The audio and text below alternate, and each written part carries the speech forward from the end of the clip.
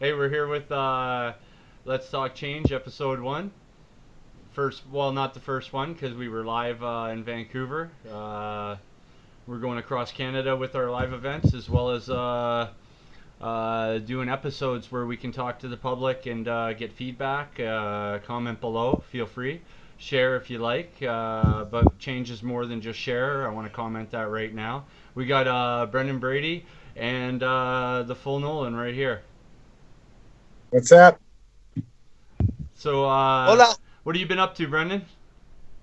I've just been traveling all over BC, all over Alberta, and yeah, just been building relationships and doing some hunting and developing. Let's talk change. We have some events coming up in August. One in Calgary, one in Edmonton. So pretty excited about that, and also very excited to be doing these webinars now.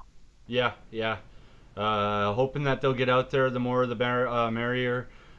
People keep coming, keep writing, keep trying to do something actually, rather than just share. I know I said share a minute ago, but keep doing something other than just share. Right? Write a letter. Talk to your neighbor. Bitch a little louder. Exactly. What do you think, Gord? Absolutely. Starts with one voice before a whole nation will stand up and hear you. That's it. So let's talk about some things there.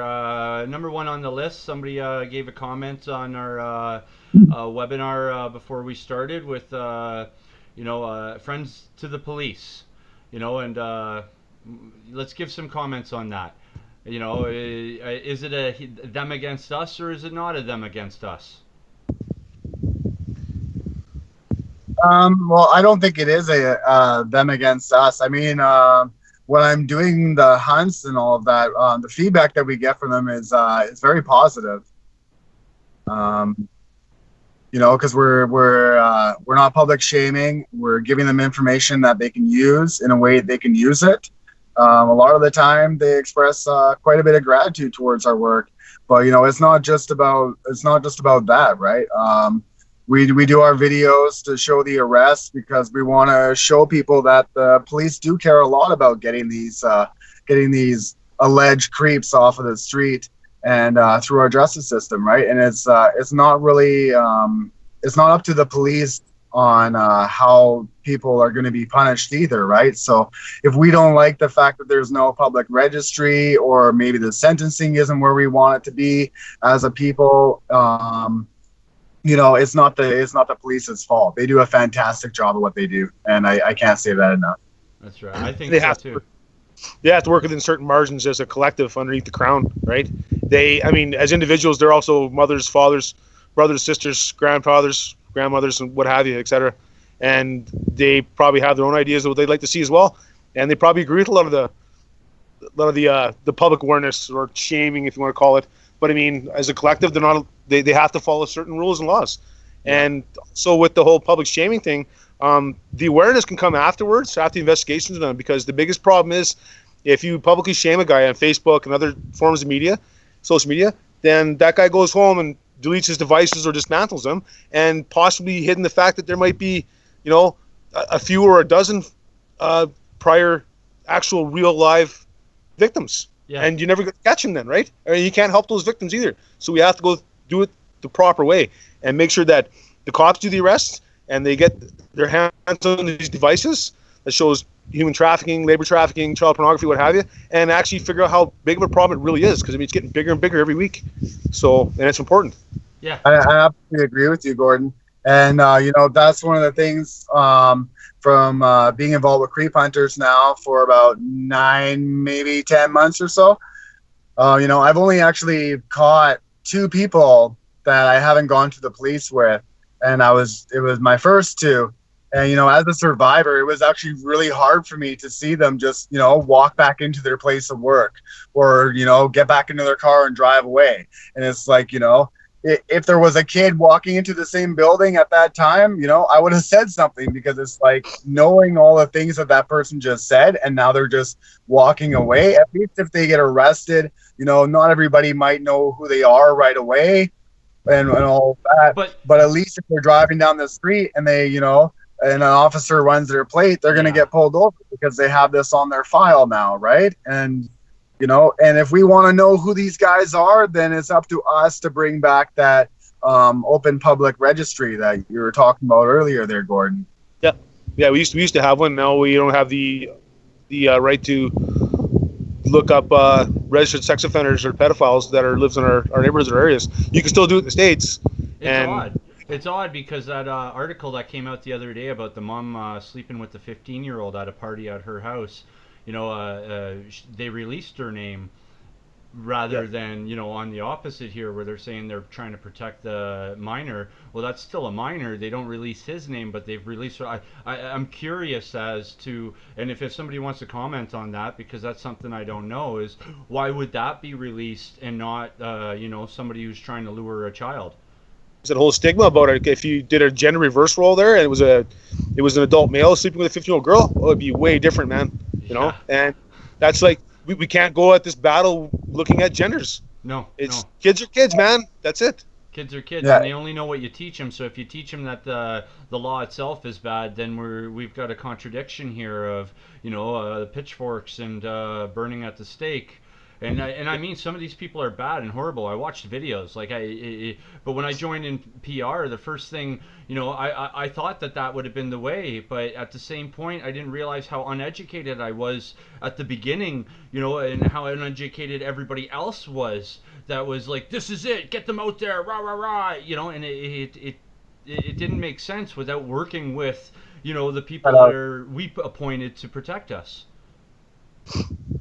Exactly. It's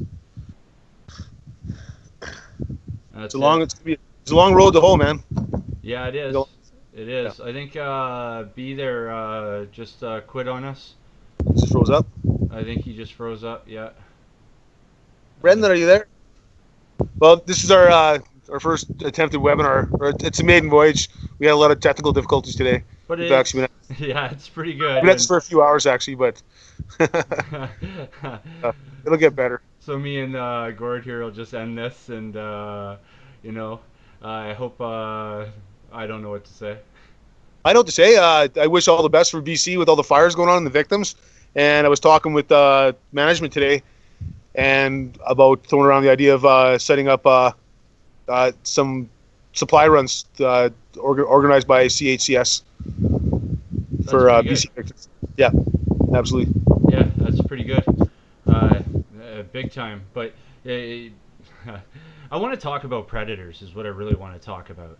The word, the idea, the concept of it. I just find that people throw it around too loosely without realizing that, once your kid turns 18, that there's predators that attack them. And, some people out there might even be thought of as predators seeking after young adults to make money off of them now that it's fair, without the life experience in there. You know what I mean? Human trafficking doesn't just involve youngsters. It involves adults too, and it's not just sex trades. It's also forced labor, bonded labor, forced marriages, what have you. Yeah. And it's huge. And if you look at Europe, there's over 50% of the victims in any form of human trafficking all come from the Balkans. Yeah. So once you start digging into this stuff, it's a real eye opener, like how big of a problem it really is.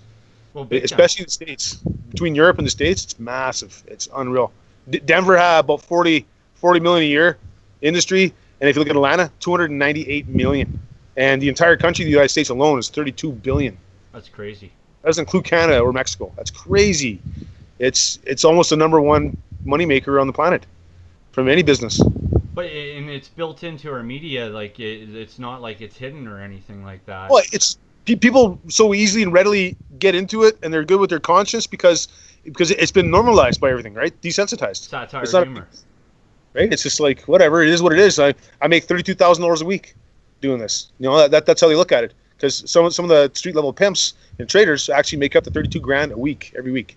That's out of Vegas and places like Atlanta.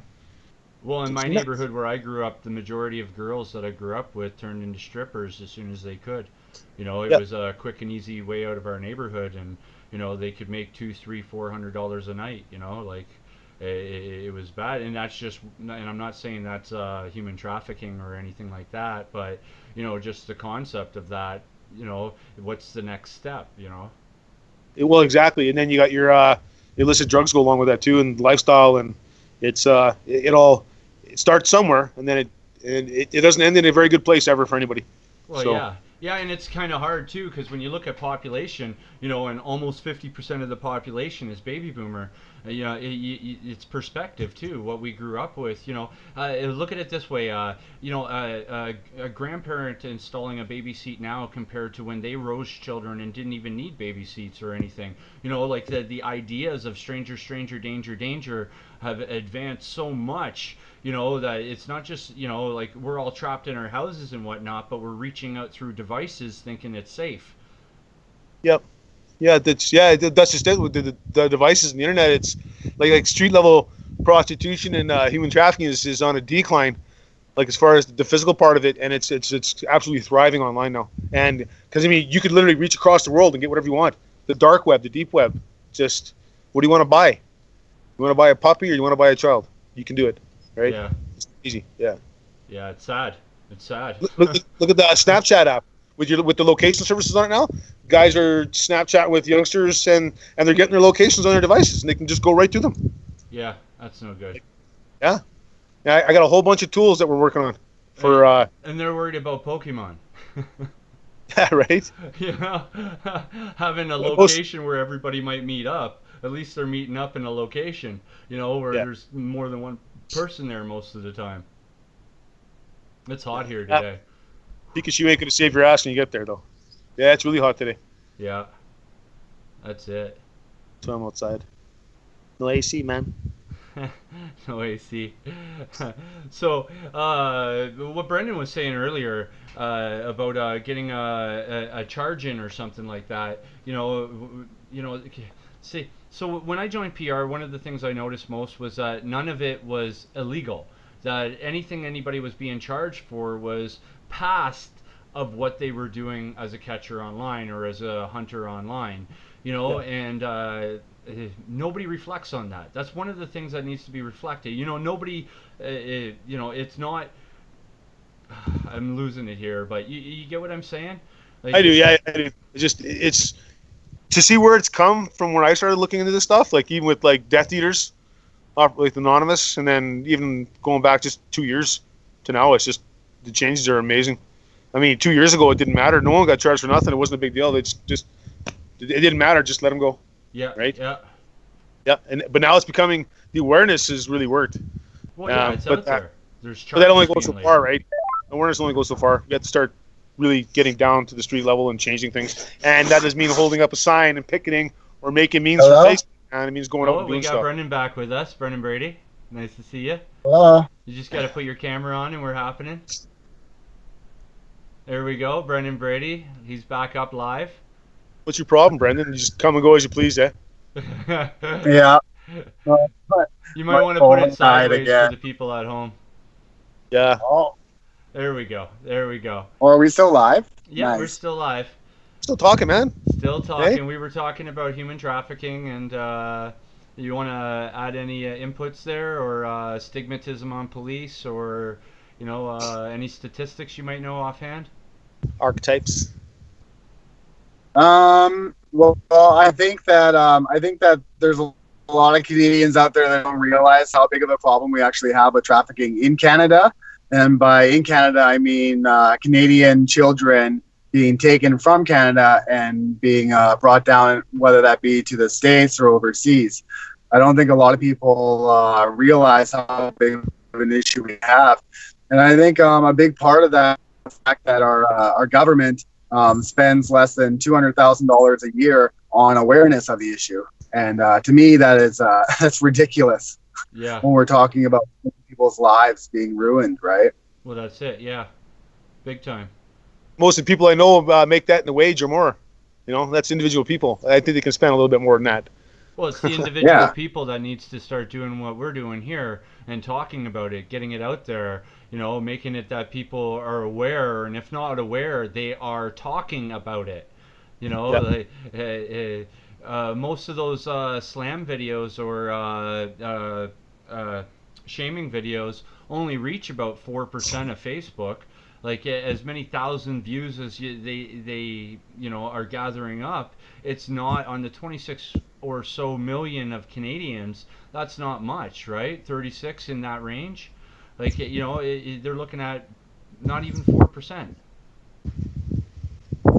Yeah, I think it's something that we definitely need to be talking about more, and that we need to take off of Facebook and into the communities. And that's something I look forward to doing with Let's Talk Change, where we're going into the communities and we're having events, and people are actually able to not just share a video and like a video and comment and give their support. Of course, all that stuff is important, but there's another level of actually going out to your local community center and going out to a Let's Talk Change event and learning about the laws and hearing from professionals, whether it's somebody in ICE that's coming out to speak to people, or a psychiatrist that's coming out to speak to people on this subject. Is getting people into the communities where at the end of the lecture or the talk,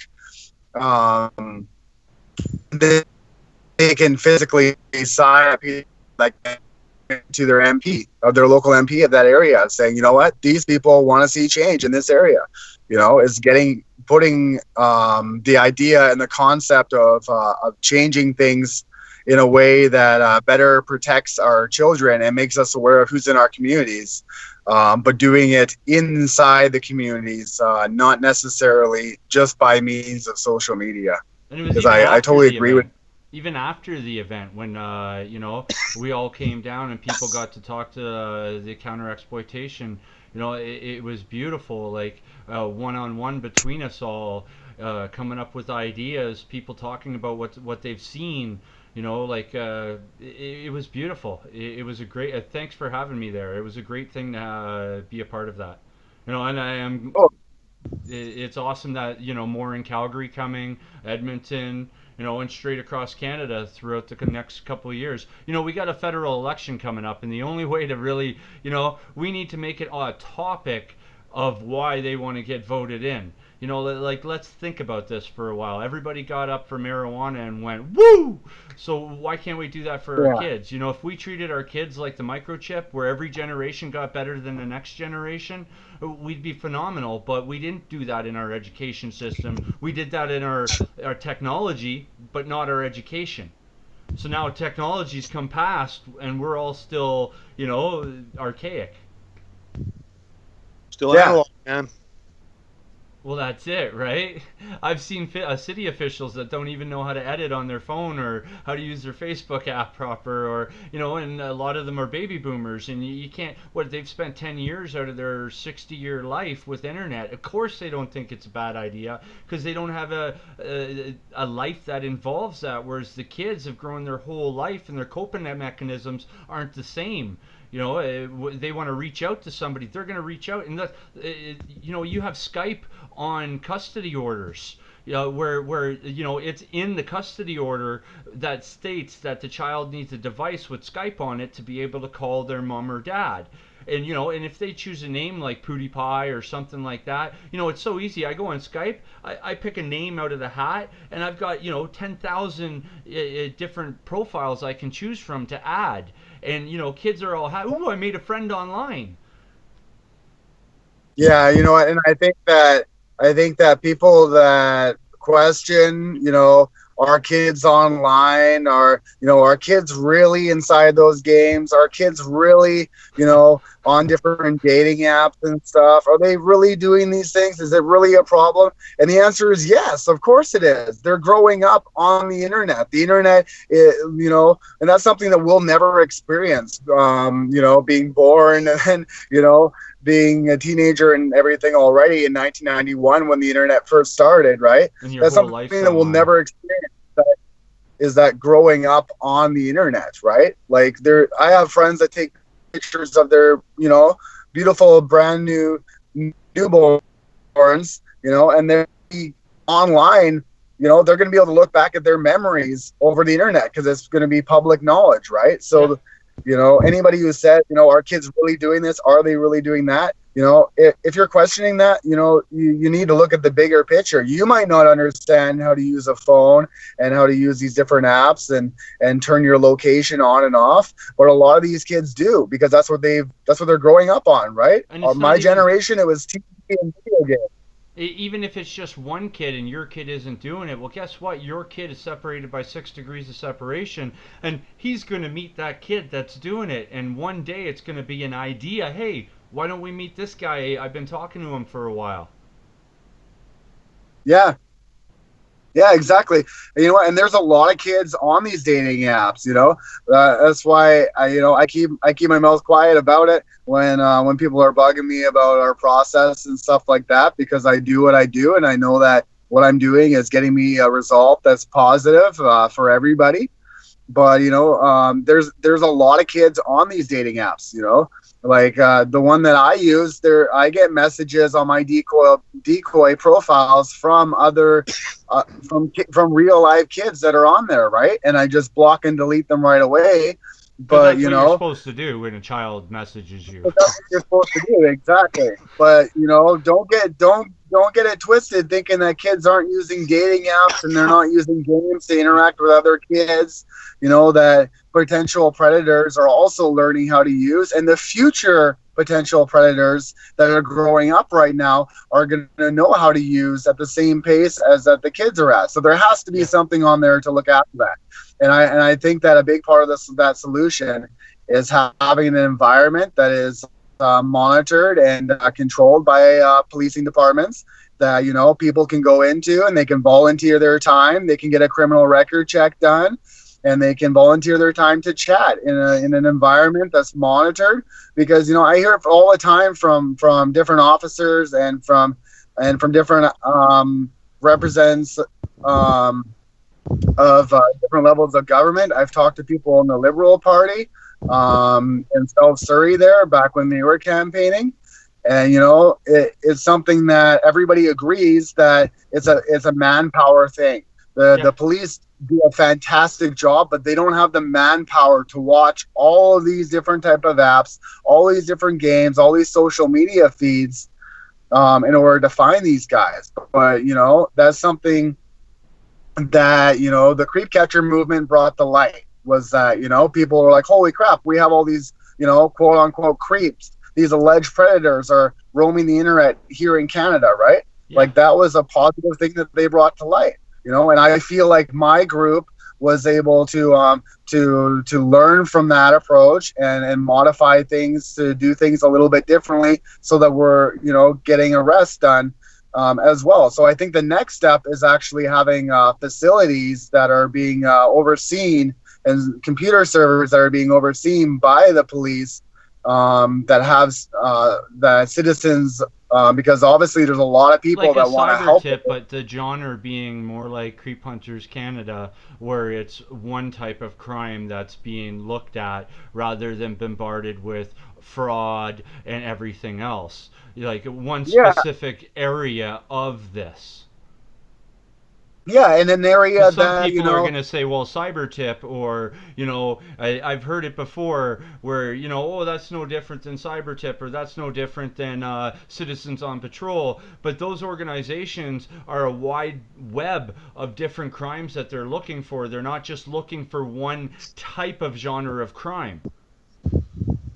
So when you say chatters, it's getting in there and spreading out. Like what everybody's worried about when you type in security into your settings, and you'll see all the people spying on you. Yeah, right. Yeah, but in an environment that is being monitored by the police, in an environment where like how our group runs a little bit here, is that we give our information to the police, and it's up to them. If they think there's an arrest that should be made because this person is a threat to society and they're a predator, then so be it. And if they don't, then they don't. So there needs to be that type of environment where there's a lot of people that want to help find these guys. That's an obvious thing. It's no question whether or not people want to go online and chat with these guys to protect children. I think there's more than enough people that would be willing to donate their time. We need to have facilities and infrastructure in place within our government that'll allow those volunteers to come into a facility that's monitored to do the chat, put in the legwork, to learn how to do this and it could be very well be that facility is only being managed by a couple of different officers. And then, when somebody gets a flag on their screen type of deal that a certain person is saying sexual content or wants to meet or whatever, then those officers can review that information in real time because it's in their facility, right? And I think a lot of people would go and do that, And everybody wants a quick fix. There's a lot of apps out there right now that look for nudity, Yeah, it and takes time. alert you as a parent, or worm apps that like programs that are out there that are looking for keyword searches to help find porn. And I love all those ideas,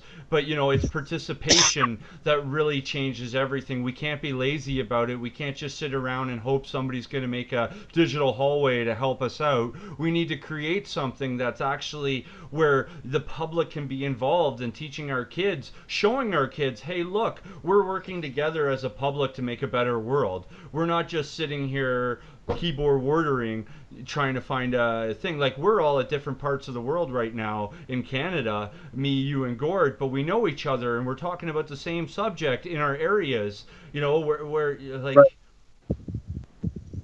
What's that, Gord? I didn't say anything. Oh. I'm just trying to entice him there. Me?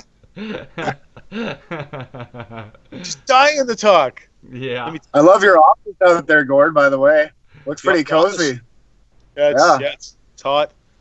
I got a keyboard full of dog hair here. From Yellow Dog. Yellow Dog. From Yellow Dog. If nobody knows the full Nolan, you should check out his videos. He's pretty awesome. Yeah, I'm gonna go for the Trudeau video. That was kind of nasty. Speak my mind. But we got that. We got a logo up on our screen right now. It says, "It's your world. Change it." And it is. It is your world. Oh, look, he's got a fan knocking on the window. It is your world. Change it. What we envision, what we put out there, is what happens. So when you're thinking negative, you're thinking all of that, you're invoking that negativeness. You're not actually creating positive change, and that's what it's about. It's finding that positive change, or talking enough where those people out there that want the same thing are going to sit in the same room with you and start talking with you. And this is an invite to all that want to talk. Yeah, this is let's talk change. This is a platform for people to talk about this issue and other issues regarding it, from all walks of life, right? This isn't, yes, it's a Creep Hunters Canada Society. I pay for the venue and stuff like that, but this is a platform for everybody to be able to talk on and help promote the game, right? Yeah, it's going to take everybody. It's going to take everybody. Yeah, all different sorts of people. No, nobody can do this alone. All sorts of different people. Yeah, from all walks of life. Hey, do you guys remember that guy that gave up? Nope. Yeah, me neither. Yeah, I'm not one to give up. I've been doing Norm Average for close to 10 years now, and our logo is anybody can be a superhero. It starts at home. Our motto, where it starts at home, and that's what we're hoping to reach here is at the home place.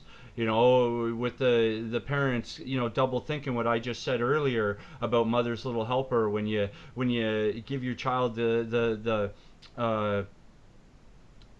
device, sorry there, at home, the device to make it that, you got a half hour alone. They're playing Minecraft, but what you don't see, and you might have those things on that block, like I have, where my kids can't download an app without, but, it might seem like a harmless app you add. Now they're playing Minecraft online with other people, and you thought it was just a skins app. So I participate in everything. I play Minecraft with my kids. I do Musically with if you look Norm Average, it's everywhere, right? Because it's what we're doing as me and my family is actually participating together. So I'm learning with them as they're learning, and we're keeping each other safe kind of thing throughout it. So when my kids are 13, 14, 15, there isn't that trust barrier where, hey, I got to look at your phone just to make sure you're not up to anything good, because we've been doing that their whole entire life.